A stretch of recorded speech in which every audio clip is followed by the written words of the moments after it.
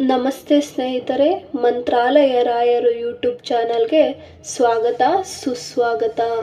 ಪ್ರತಿಯೊಂದು ರಾಯರ ಭಕ್ತರಿಗೂ ಒಂದು ಆಸೆ ಇರುತ್ತೆ, ರಾಯರ ಅನುಗ್ರಹ ನಮ್ಮ ಮೇಲೆ ನಮ್ಮ ಮನೆಯವರ ಮೇಲೆ ಇರಬೇಕು ಅಂತ ಹೇಳಿ.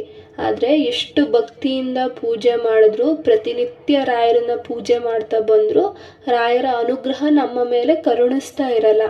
ಆವಾಗ ಎಲ್ರಿಗೂ ಅನ್ಸೋಕೆ ಶುರುವಾಗುತ್ತೆ, ನಾನು ಮಾಡ್ತಾ ಇರೋ ಪೂಜೆಯಲ್ಲೇ ಏನಾದರೂ ವಿಘ್ನಗಳಿದೆಯಾ, ಯಾಕೆ ರಾಯರ ಅನುಗ್ರಹ ನಮ್ಮ ಮೇಲೆ ಕರುಣಿಸ್ತಾ ಇಲ್ಲ, ಯಾಕೆ ಒಂದಲ್ಲ ಒಂದು ಕಷ್ಟಗಳು ಬರ್ತಾನೆ ಇದೆ ಹೊರತು ನಮ್ಗೆ ಯಾಕೆ ಒಳ್ಳೇದಾಗ್ತಾ ಇಲ್ಲ. ಇವಾಗ ನಮಗೆ ಅಕ್ಕಪಕ್ಕ ಮನೆಯವರು ಅಥವಾ ನಮ್ಮ ಸಂಬಂಧಿಕರಲ್ಲೇ ಯಾರೋ ಒಬ್ಬರನ್ನ ರಾಯರನ್ನು ನಂಬ್ತಾ ಇರ್ತಾರೆ, ರಾಯರನ್ನ ಪೂಜೆ ಮಾಡ್ತಾ ಇರ್ತಾರೆ, ಅವರು ತುಂಬ ಅನುಕೂಲ ಆಗ್ತಾ ಇರ್ತಾರೆ, ತುಂಬ ಅವರಿಗೆ ಒಳ್ಳೇದಾಗ್ತಾ ಇರತ್ತೆ. ಆದರೆ ನಾವು ತುಂಬ ನಿಷ್ಠೆಯಿಂದ ಮಾಡ್ತಾ ಇದ್ದೀವಿ, ಅವ್ರ ಥರನೇ ಪೂಜೆ ಮಾಡ್ತಾ ಇದ್ದೀವಿ, ಆದರೂ ಕೂಡ ರಾಯರು ನಮಗೆ ಒಲಿತಾ ಇಲ್ಲ, ರಾಯರ ಅನುಗ್ರಹ ನಮಗೆ ಕರುಣಿಸ್ತಾ ಇಲ್ಲ ಅಂತೇಳಿ ತುಂಬ ಜನಕ್ಕೆ ಗೊಂದಲ ಆಗ್ತಾ ಇರತ್ತೆ, ಬೇಜಾರು ಕೂಡ ಆಗ್ತಾ ಇರತ್ತೆ.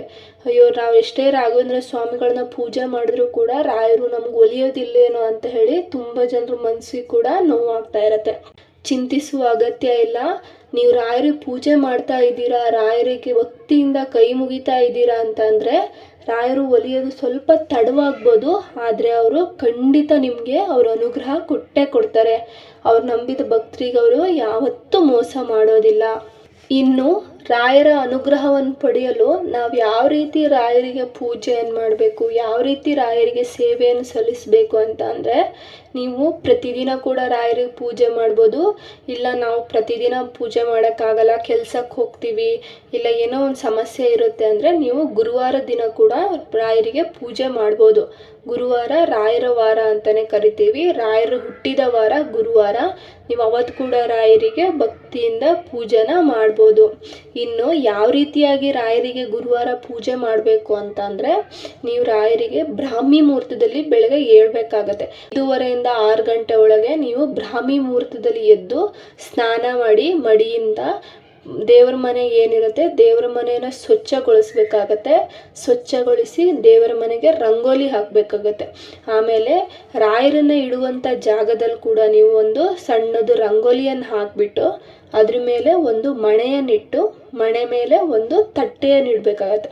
ನೀವು ಬೆಳ್ಳಿ ತಟ್ಟೆ ಇದ್ರೂ ಕೂಡ ಇಡ್ಬೋದು, ಇಲ್ಲ ಬೆಳ್ಳಿ ತಟ್ಟೆ ಇಲ್ಲ ಅನ್ನೋರು ಕೂಡ ನಮಗೆ ಮನೇಲಿ ಏನು ಸ್ಟೀಲ್ ತಟ್ಟೆ ಇರುತ್ತೆ ಅಂದರೆ ನಾವು ಅಡುಗೆ ಉಪಯೋಗಿಸೋದ ತಟ್ಟೆ, ನಾವು ಅದನ್ನು ಉಪಯೋಗಿಸಿನೇ ಇರಬಾರ್ದು, ಆ ತಟ್ಟೆನ ಮಣೆಯ ಮೇಲಿಟ್ಟು ಅದರಲ್ಲಿ ರಾಯರ ಮೂರ್ತಿಯನ್ನು ಇಡಬೇಕಾಗತ್ತೆ. ಇನ್ನು ಕೆಲವ್ರ ಮನೇಲಿ ರಾಯರ ಮೂರ್ತಿ ಇಲ್ಲ ಅನ್ನೋರು ಕೂಡ ಪರವಾಗಿಲ್ಲ, ರಾಯರ ಫೋಟೋ ಏನಿರುತ್ತೆ ಅದರ ಅಡಿ ಚಿಕ್ಕ ರಂಗೋಲಿನ ಹಾಕಿ ಅದ್ರ ಮೇಲೆ ರಾಯರ ಫೋಟೋನ ಇಡಿ. ಆಮೇಲೆ ಇನ್ನು ತುಂಬ ಜನರು ಕೆಲವು ತಪ್ಪುಗಳನ್ನು ಮಾಡ್ತಾ ಇರ್ತೀರ, ರಾಯರ ಪೂಜೆಯಲ್ಲಿ ತುಂಬ ತಪ್ಪುಗಳನ್ನು ಮಾಡ್ತಾ ಇರ್ತೀರ. ಆ ತಪ್ಪನ್ನು ಮಾಡಬೇಡಿ. ಆ ತಪ್ಪುಗಳು ಏನಂತ ಅಂದರೆ, ಮೊದಲನೇದಾಗಿ ರಾಯರಿಗೆ ಅರಿಶಿಣ ಕುಂಕುಮನ ಹಚ್ಚಬಾರ್ದು. ನೀವು ಬೇರೆ ಎಲ್ಲ ದೇವರಿಗೂ ಕೂಡ ಅರಿಶಿಣ ಕುಂಕುಮನ ಹಚ್ಬೋದು, ಆದರೆ ರಾಯರಿಗೆ ಶ್ರೀಗಂಧ ಇರುತ್ತಲ್ವ ಅದನ್ನೇ ಹಚ್ಚಬೇಕು. ಇನ್ನು ರಾಯರಿಗೆ ಕರ್ಪೂರ ಮತ್ತು ಊದಿನ ಕಡ್ಡಿ ಬೆಳಗಬಾರ್ದು. ರಾಯರಿಗೆ ಯಾವತ್ತು ತುಪ್ಪದ ದೀಪ ಹಚ್ಚಬೇಕು. ನೀವು ಬೇರೆ ದೇವರಿಗೆಲ್ಲ ಕರ್ಪೂರದ ದೀಪ ಊದಿನ ಕಡ್ಡಿ ಎಲ್ಲ ಬೆಳಗ್ರಿ, ಅದೇನು ಪರವಾಗಿಲ್ಲ, ಆದರೆ ರಾಯರಿಗೆ ಮಾತ್ರ ತುಪ್ಪದ ದೀಪ ಹಚ್ಚಬೇಕು. ಇನ್ನು ರಾಯರ ಫೋಟೋಗೆ ಗಂಧನ ಹಚ್ಚಿ ಉಳಿದಂಥ ಎಲ್ಲ ದೇವರಿಗೆ ಕೂಡ ನೀವು ಅರಿಶಿಣ ಕುಂಕುಮನ ಇಟ್ಟು ಹೂವನ್ನ ಮುಡಿಸಿ. ರಾಯರಿಗೆ ಪ್ರಿಯವಾದದ್ದು ತುಳಸಿ ಎಲೆ, ನೀವು ರಾಯರಿಗೆ ತುಳಸಿ ಎಲೆ ಕೂಡ ಮುಡಿಸ್ಬೋದು, ಇಲ್ಲ ತುಳಸಿ ಮಾಲೆ ಕೂಡ ರಾಯರಿಗೆ ಮುಡಿಸ್ಬೋದು. ಆಮೇಲೆ ಹಳದಿ ಹೂಗಳು ಕೂಡ ರಾಯರಿಗೆ ಪ್ರಿಯವಾದ ಹೂಗಳು, ಹಳದಿ ಹೂವು ಯಾವುದಿರುತ್ತೆ ಅದನ್ನು ಕೂಡ ನೀವು ರಾಯರಿಗೆ ಇಟ್ಟು, ಇನ್ನು ರಾಯರ ಫೋಟೋ ಅಥವಾ ರಾಯರ ಮೂರ್ತಿ ಏನಿರುತ್ತೆ ಅದ್ರ ಅಕ್ಕಪಕ್ಕ ನೀವು 2 ತುಪ್ಪದ ದೀಪ ಹಚ್ಚಬೇಕು ರಾಯರಿಗೆ. ಇಲ್ಲ ನಮ್ಮ ಕೈಯಲ್ಲಿ ಆಗಲ್ಲ ತುಪ್ಪದ ದೀಪ ಹಚ್ಚೋಕೆ ಅಂತಂದರೆ ಪರವಾಗಿಲ್ಲ, ಎಣ್ಣೆ ದೀಪನೇ ಹಚ್ಬೋದು, ನಡೆಯುತ್ತೆ. ಆದರೆ ತುಪ್ಪದ ದೀಪ ಹಚ್ಚಿದ್ರೆ ಕೂಡ ಒಳ್ಳೆಯದು. ನೀವು ವಾರದಲ್ಲಿ ಒಂದಿನ ಪೂಜೆ ಮಾಡ್ತೀರಾ ಅಂತ ಅಂದರೆ ನಿಮಗೆ 10 ರೂಪಾಯಿಗೆ 1 ಪ್ಯಾಕೆಟ್ ಏನೋ ಸಿಗುತ್ತೆ ತುಪ್ಪ, ಅದನ್ನು 2 ಪ್ಯಾಕೆಟ್ ಕೂಡ ಹಾಕಿ ದೀಪ ಹಚ್ಬೋದು. ಇಲ್ಲ ನನ್ನ ಕೈಯಲ್ಲಿ ಆಗೋಲ್ಲ ಅನ್ನೋರು ರಾಯರಿಗೆ ಎಣ್ಣೆ ದೀಪ ಕೂಡ ಹಚ್ಬೋದು. ಇನ್ನು ದೀಪ ಹೆಂಗಿರಬೇಕು ಅಂತಂದರೆ, ರಾಯರ ಕಡೆ ದೀಪ ಮುಖ ಮಾಡಿರಬೇಕು. ಆ ಬೆಳಕು ಏನಿದೆ ಅದು ರಾಯರ ಕಡೆ ಮುಖ ಮಾಡಿರಬೇಕು. ಹಾಗೆ ದೀಪವನ್ನು ಹಚ್ಚಿ ಆದಮೇಲೆ ನೀವು ಭಕ್ತಿಯಿಂದ ರಾಯರ ಮಂತ್ರವನ್ನು ಪಠಿಸಬೇಕು. 21 ಬಾರಿಯಾದರೂ ನೀವು ಪ್ರತಿದಿನ ಪಠಿಸೋಕೆ ನೀವು ಸಾಧ್ಯವಾದಷ್ಟು ಪ್ರಯತ್ನ ಪಡಿ. ಇಲ್ಲ ನನಗೆ 21 ಬಾರಿ ಪ್ರಯತ್ನ ಪಡೋಷ್ಟೆಲ್ಲ ಮಾಡೋಷ್ಟೆಲ್ಲ ನನಗೆ ಟೈಮ್ ಇಲ್ಲ ಅನ್ನೋರು ನಿಮ್ಗೆ ಎಷ್ಟು ಸಾಧ್ಯ ಆಗೋಷ್ಟು 3 ಬಾರಿ, 7 ಬಾರಿ, 5 ಬಾರಿ, 9 ಬಾರಿ, 11 ಬಾರಿ ಈ ಥರ 21 ಬಾರಿ ಕೂಡ ರಾಯರ ಮಂತ್ರವನ್ನು ನೀವು ಪಠಿಸ್ಬೋದು. ಯಾವ ಮಂತ್ರ ಅಂತ ಅಂದರೆ ಪೂಜ್ಯಾಯ ರಾಘವೇಂದ್ರಾಯ ಸತ್ಯಧರ್ಮರತಾಯ ಚ ಭಜತಾಂ ಕಲ್ಪವೃಕ್ಷಾಯ ನಮತಾಂ ಕಾಮಧೇನವೇ. ಈ ಒಂದು ಮಂತ್ರವನ್ನು ಪ್ರತಿ ಗುರುವಾರ 21 ಬಾರಿ ಜಪಿಸಿ. ಏನಿಲ್ಲ 4 ಲೈನ್ ಇದೆ, ನೀವು ಇದನ್ನು ಭಕ್ತಿಯಿಂದ ನೀವು ರಾಯರನ್ನು ಕಣ್ಣು ಮುಚ್ಕೊಂಡು ಜಪಿಸ್ಬೇಕಾಗತ್ತೆ. ಇಲ್ಲ 21 ಬಾರಿ ಆಗಲ್ಲ ಅಂತಂದರೆ ನಿಮ್ಗೆ ಎಷ್ಟು ಸಾಧ್ಯ ಆಗುತ್ತೋ ಅಷ್ಟು ಬಾರಿ ಜಪಿಸಿ. ಆಮೇಲೆ ಮನಸ್ಸಲ್ಲಿ ಯಾವುದೇ ಅಂತ ಹೇಳಿ ಕ್ರೂರತ್ವ ಇಲ್ಲ ಬೇರೆಯವ್ರಿಗೆ ಹಾನಿ ಆಗಬೇಕು ಆ ಥರ ಎಲ್ಲ ನೀವು ಯೋಚನೆ ಪಟ್ಟು ರಾಯರಿಗೆ ಪೂಜೆ ಮಾಡಬೇಡಿ. ಒಳ್ಳೆಯದಾಗಬೇಕು, ಎಲ್ರಿಗೂ ಒಳ್ಳೆಯದಾಗಬೇಕು, ನಮ್ಮ ಮನೆಯವ್ರಿಗೆ ಒಳ್ಳೆಯದಾಗಬೇಕು, ನಮ್ಮ ಸಂಸಾರಕ್ಕೆ ಒಳ್ಳೆಯದಾಗಬೇಕು, ಈ ಥರ ಒಂದು ಉದ್ದೇಶ ಇಟ್ಕೊಂಡು ನೀವು ಪೂಜೆ ಮಾಡ್ತಾ ಬಂದರೆ ರಾಯರ ಅನುಗ್ರಹ ನಿಮ್ಗೆ ಖಂಡಿತವಾಗ್ಲೂ ಕರುಣಿಸ್ತಾರೆ. ಇನ್ನು ಮಂತ್ರವನ್ನು ಪಠಿಸಾದ್ಮೇಲೆ ಕಣ್ಣು ಮುಚ್ಕೊಂಡು ನಿಮ್ಗೆ ಯಾವ ಕೆಲಸ ಆಗಬೇಕು, ಯಾವ ಕೆಲಸದಲ್ಲಿ ನಿಮಗೆ ರಾಯರ ಅನುಗ್ರಹ ಬೇಕು ಅಂತೇಳಿ ರಾಯರಿಗೆ ಭಕ್ತಿಯಿಂದ ಕೇಳ್ಕೊಳ್ಳಿ. ಕೆಲವರಿಗೆ ಜಾಗ ಖರೀದಿ ಮಾಡೋಕ್ಕೆ ತುಂಬ ವರ್ಷದಿಂದ ಕಾಯ್ತಾ ಇರ್ತೀರ, ನಾವೊಂದು ಜಾಗ ತಗೋಬೇಕು ಅಂತೇಳಿ, ಆದರೆ ಆಗ್ತಾನೇ ಇರಲ್ಲ. ಇನ್ನು ಕೆಲವರು ನಾವು ತುಂಬ ವರ್ಷದಿಂದ ಮನೆ ಕಟ್ಟಬೇಕು ಅಂದ್ಕೊತಾ ಇರ್ತೀವಿ, ಆದರೆ ಬಂದಿದ್ದ ದುಡ್ಡೆಲ್ಲ ಸಾಲ ತೀರಿಸೋದ್ರಲ್ಲೇ ಆಗುತ್ತೆ, ಮನೆಯ ಕಮಿಟ್ಮೆಂಟಲ್ಲೇ ಮುಗ್ದೋಗುತ್ತೆ, ಮನೆ ಕಟ್ಟೋಕ್ಕಾಗ್ತಾ ಇಲ್ಲ ಅಂತ ಇರ್ತೀರ. ಇನ್ನು ಕೆಲವರು ನಮಗೆ ಉದ್ಯೋಗಗಳೇ ಸಿಗ್ತಾ ಇಲ್ಲ, ಎಷ್ಟೇ ಹುಡುಕಿದ್ರೂ ಕೂಡ ನಮಗೆ ಉದ್ಯೋಗನೇ ಸಿಗ್ತಾ ಇಲ್ಲ, ರಾಯರು ಅನುಗ್ರಹ ಕರುಣಿಸಿ ನಮಗೊಂದು ಕೆಲಸ ಸಿಕ್ಕಿದ್ರೆ ಸಾಕು ಅಂತೇಳಿ ತುಂಬ ಜನ ಬೇಡ್ಕೊತಾ ಇರ್ತೀರ. ಇನ್ನು ಕೆಲವರಿಗೆ ತುಂಬ ವರ್ಷ ಆದರೂ ಕೂಡ ಮದುವೆ ಆಗ್ತಾ ಇರಲ್ಲ. ನಮಗೊಂದು ಹೆಣ್ಣಾಗಲಿ ಇಲ್ಲ ಗಂಡನ ಹುಡುಕ್ತಾ ಇರ್ತಾರೆ ಮನೇಲಿ, ಅವ್ರಿಗೊಂದು ಒಳ್ಳೆ ಕಡೆ ಸಂಬಂಧ ಸಿಗಲಿ ಅಂತೇಳಿ ಅಪ್ಪ ಅಮ್ಮ ಹುಡುಕ್ತಾ ಇರ್ತಾರೆ. ಅಂಥವರು ಕೂಡ ಸಾಧ್ಯವಾದಷ್ಟು ರಾಯರಿಗೆ 21 ವಾರ ಕಂಟಿನ್ಯೂಸ್ ಆಗಿ ನೀವು ಪೂಜೆ ಮಾಡ್ತಾ ಬನ್ನಿ. ರಾಯರಿಗೆ ಒಂದು 21 ಗುರುವಾರ ರಾಯರಿಗೆ ಪೂಜೆ ಮಾಡಿ ನೋಡಿ.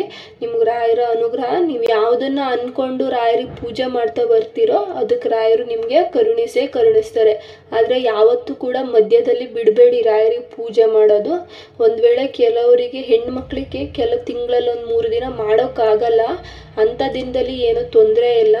ಆದರೆ ಸಾಧ್ಯವಾದಷ್ಟು ನೀವು ಬೇರೆ ದಿನಗಳಲ್ಲಿ ನೀವು ಪೂಜೆ ಮಾಡೋದನ್ನ ನಿಲ್ಸಕ್ಕೆ ಹೋಗಬೇಡಿ. ಎಷ್ಟೇ ಎಂಥ ಸಂದರ್ಭ ಇದ್ದರೂ ಕೂಡ ನೀವು ರಾಯರಿಗೆ ಪೂಜೆ ಮಾಡಿಬಿಟ್ಟೆ ನೀವು ಆ ಕೆಲಸ ಮಾಡೋಕ್ಕೆ ಹೋಗಿ. ಕೆಲಸ ಮಾಡಬೇಕು ಅಥವಾ ಯಾವುದೋ ಒಂದು ಕಾರ್ಯ ಆಗಬೇಕು ಅಂತ ಅಂದ್ಕೊಳ್ಳೋರು 21 ವಾರ ರಾಯರನ್ನು ಪೂಜಿಸ್ತಾ ಬನ್ನಿ. ನಿಮಗೆ ಖಂಡಿತವಾಗ್ಲೂ ರಾಯರು ಅನುಗ್ರಹನ ಕರುಣಿಸ್ತಾರೆ.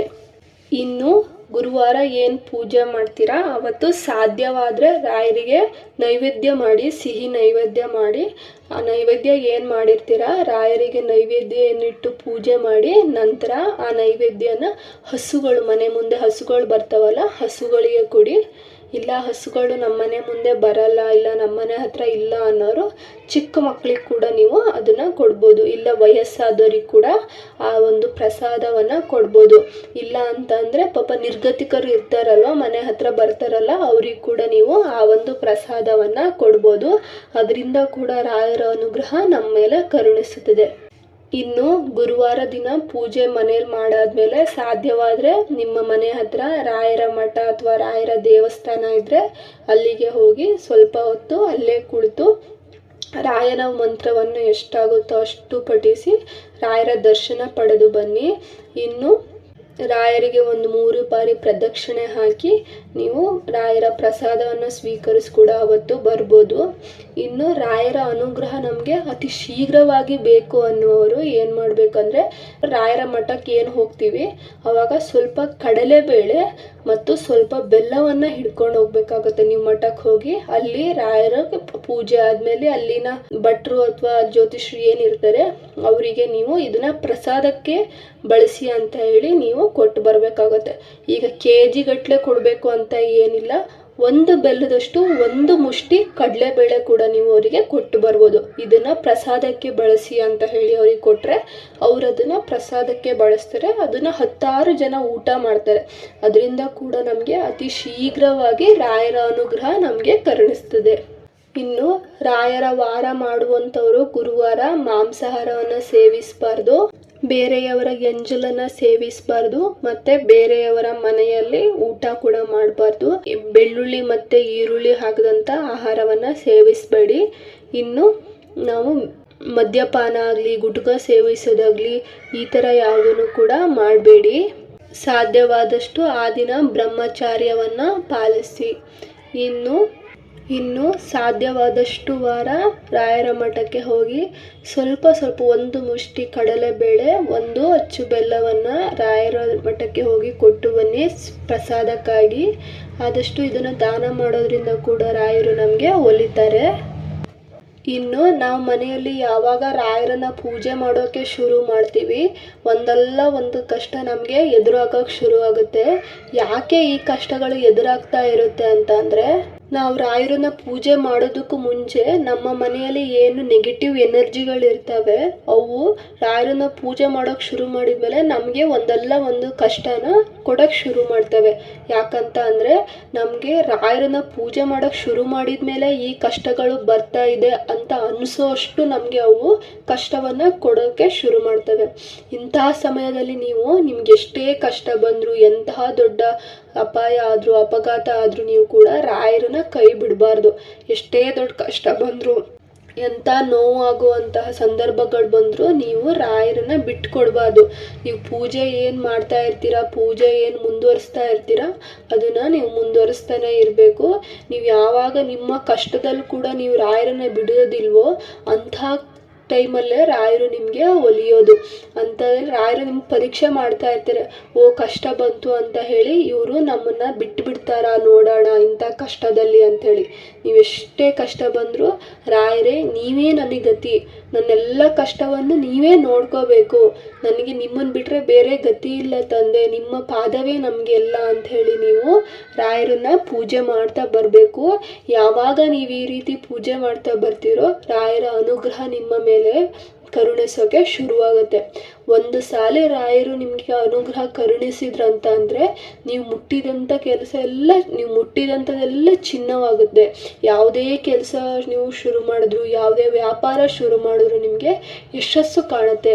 ಆ ಕೆಲಸದಲ್ಲಿ ನಿಮಗೆ ಹಣ ಉಕ್ಕುಕ್ಕಿ ಬರುತ್ತೆ. ನಿಮಗೆ ಯಾವುದೇ ಒಂದು ಕೆಲಸ ಶುರು ಮಾಡಲಿ, ಮನೆ ತಗೋಬೇಕಂತಂದರೆ ನಿಮಗೆ ಅಕಸ್ಮಾತಾಗಿ ಹಣ ಬಂದು ಮನೆ ತಗೋತೀರಾ. ಹೀಗೆ ಯಾವುದೋ ಒಂದು ಜಾಗ ತಗೋಬೇಕು ಅಂತ ಅಂದರೆ ಜಾಗ ತಗೊಳ್ಳೋ ಥರ ರಾಯರು ಕರುಣಿಸ್ತಾರೆ. ಮದುವೆ ಆಗದೆ ಇದ್ದವರಿಗೆ ಮದುವೆ ಆಗೋ ಥರ ಕರುಣಿಸ್ತಾರೆ. ಹೀಗೆ ಎಲ್ಲವೂ ಅಚಾನಕ್ಕಾಗಿ ನಮ್ಮ ಜೀವನದಲ್ಲಿ ನಡೆಯೋ ಥರ ಆಗುತ್ತೆ. ಪವಾಡನೇ ನಮ್ಮ ಜೀವನದಲ್ಲಿ ನಡೆಯೋ ಥರ ರಾಯರು ಮಾಡ್ತಾರೆ. ಒಂದು ಸಲ ರಾಯರು ನಮ್ಗೆ ಒಲಿದ್ರು ಅಂತ ಅಂದರೆ ನಮ್ಮ ಜೀವನ ಪರ್ಯಂತ ರಾಯರು ನಮಗೆ ಒಳ್ಳೆಯದನ್ನೇ ಕರುಣಿಸ್ತಾರೆ. ನಮ್ಮ ಜಾತಕದಲ್ಲಿ ಇವಾಗ ನಾವು ರಾಯರನ ಪೂಜೆ ಯಾಕೆ ಮಾಡಬೇಕು ಅಂತಂದರೆ, ಎಷ್ಟೋ ಜನರ ಜಾತಕದಲ್ಲಿ ಗುರುಬಲ ದೋಷ ಇರುತ್ತೆ. ಅವರಿಗೆ ಕೆಲಸ ಸಿಗ್ತಾ ಇರಲ್ಲ, ಕೆಲವರಿಗೆ ವಿದ್ಯಾಭ್ಯಾಸ ತಲೆಗೆ ಹೋಗ್ತಾ ಇರಲ್ಲ. ಇವರಿಗೆಲ್ಲ ಏನು ತೊಂದರೆ ಅಂತ ಅಂದರೆ ಗುರು ದೋಷ ಇರುತ್ತೆ. ನಾವು ಯಾವಾಗ ರಾಯರನ್ನ ಪೂಜೆ ಮಾಡೋಕ್ಕೆ ಶುರು ಮಾಡ್ತೀವಿ ಆವಾಗ ಗುರುದೋಷ ನಮಗೆ ಕಳೆದು ರಾಯರ ಅನುಗ್ರಹ ನಮಗೆ ಕರುಣಿಸ್ತಾರೆ. ಎಷ್ಟೋ ರಾಯರನ್ನ ನಂಬಿದಂಥ ಭಕ್ತಾದಿಗಳಿಗೆ ಎಷ್ಟೋ ಪವಾಡದ ಸಂಗತಿಗಳು ಬಂದಿದೆ. ಇವಾಗ ಎಲ್ಲೆಲ್ಲಿಂದೆಲ್ಲ ರಾಯರನ್ನ ನಂಬ್ತಾರೆ. ಯಾಕೆ ನಂಬ್ತಾರೆ ಅಂತ ಅಂದರೆ ಅವರು ರಾಯರನ್ನ ನಂಬೋಕೆ ಶುರು ಮಾಡಿದ ಮೇಲೆ ಅವ್ರ ಜೀವನದಲ್ಲಿ ಪವಾಡಗಳು ಆಗಿವೆ. ಒಂದು ಸಾಲಿ ರಾಯರು ನಮ್ಮನ್ನು ಕೈ ಹಿಡಿದ್ರು ಅಂತಂದರೆ ಎಂಥ ಕಷ್ಟದಲ್ಲೂ ಕೂಡ ರಾಯರು ನಮ್ಮನ್ನು ಬಿಟ್ಟು ಹೋಗೋದಿಲ್ಲ. ಹಾಗೆ ವೀಕ್ಷಕರೇ, ನೀವು ಕೂಡ ಯಾವತ್ತೂ ರಾಯರನ್ನು ನಂಬೋಕೆ ಶುರು ಮಾಡಿದ ಮೇಲೆ ಮಧ್ಯದಲ್ಲಿ ನಿಲ್ಲಿಸಬೇಡಿ. ಎಂತಹ ಕಷ್ಟ ಬಂದರೂ ಕೂಡ ರಾಯರನ್ನು ನಂಬ್ತಾ ಬನ್ನಿ. ನಿಮಗೆ ತಡವಾಗಾದರೂ ಸರಿ ರಾಯರು ನಿಮಗೆ ಅನುಗ್ರಹ ಕರುಣಿಸ್ತಾರೆ.